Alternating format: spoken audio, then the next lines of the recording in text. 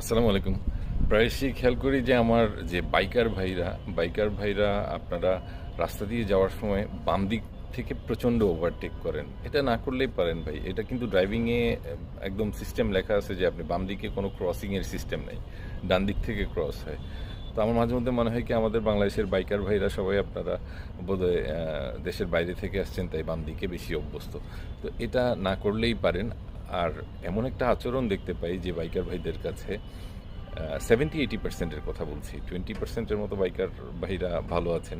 তো আপনারা এমনভাবে চালান যে আপনারা বিন্দুমাত্র চিন্তা করেন না যে প্রাইভেট কার বা একটু আপনার চেয়ে বড় যে গাড়িগুলা সেগুলোর কোনার সামান্য খোঁচা একটু জোরে লাগলে আপনি ছিটকে বহু দূরে চলে যাবেন। কেন ভাই জীবনে মায়া করতে পারেন না? আপনার মানুষের অসুবিধা করতে পারেন না, আপনারা মানুষের অসুবিধা করেন এভাবে। অনেকের অনেক ধরনের বিভ্রান্তি সৃষ্টি হয় রাস্তায়। আপনারা বাইকার ভাইরা দেখলাম যে একজন কিছু হলেই পরে সাথে সাথে আপনাদের অন্যান্য আননোন মানুষগুলোর সাথে একসাথে চলে এসে আপনারা একটা মব সৃষ্টির চেষ্টা করেন।